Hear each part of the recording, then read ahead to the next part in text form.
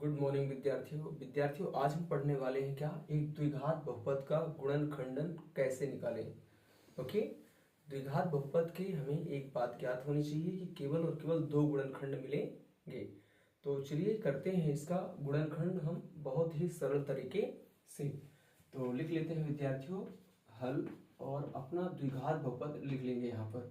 तो द्विघात बहुपद कितना है, 12x² माइनस का 7x प्लस का 1।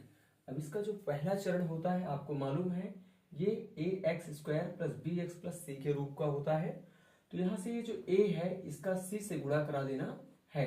तो 12 एकम कितना हो जाएगा, 12। अब इसके दो गुणनखंड प्राप्त करने हैं विद्यार्थियों, और ऐसे गुणनखंड प्राप्त करने हैं जिनको जोड़े घटाएं तो हमको ये बीच वाला ये b मिले, बीच वाला b मिले, बा से b है ना, मतलब b प्राप्त करना है। तो इसको मैं तोड़ दूं तो 4 गुणे 3 हो जाएगा, और 4 3 12 भी आ जाएगा, लेकिन मैं 4 में 3 जोड़ दूंगा तो 7 हो जाएगा, और 7 ही मुझे चाहिए भी, लेकिन माइनस में चाहिए, इसलिए मुझे कैसा, ये माइनस का 4 और ये माइनस का 3 लेना पड़ेगा।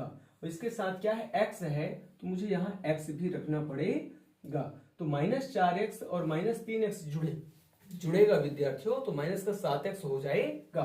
तो लिख लेते हैं इसको विद्यार्थियों यहाँ पर।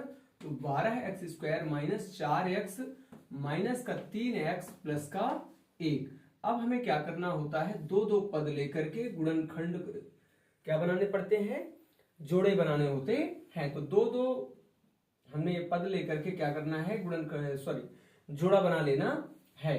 तो यहां से अब हमें देखना है कि दोनों तरफ क्या है। तो यहाँ पे 4x यहाँ पर भी है, 4x यहाँ पर भी है। तो 4x को हम क्या कर लेंगे, कॉमन ले लेंगे इस प्रकार से। यहाँ पे कैसे, 4 3 12, तो यहाँ पे क्या बच जाएगा, जो अपन ने कॉमन लिया इसी के अंदर भाग लगा दें। तो यहाँ पे 4 का लगेगा तो 3 आएगा, 4 3 12, x का x² में तो 1x बच जाएगा। यहाँ पे माइनस है तो माइनस, 4x का 4x में भाग लगा दें तो 1 बच जाएगा।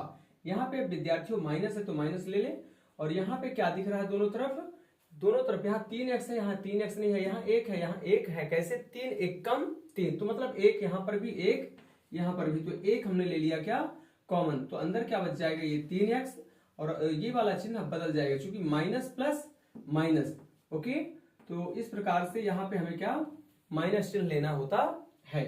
अब यहाँ पे ये माइनस बता रहा है विद्यार्थियों कि इधर एक पद है और इधर एक पद है, तो दोनों पदों में क्या, 3x - 1 3x - 1 है, तो 3x - 1 को हम कॉमन ले लेंगे, और जो बच रहा है उसे एक कोष्टक में लिख लेंगे। तो 4x - 1 इस प्रकार से लिख लेंगे, और यही हमारा क्या हो जाएगा विद्यार्थियों, गुणनखंड।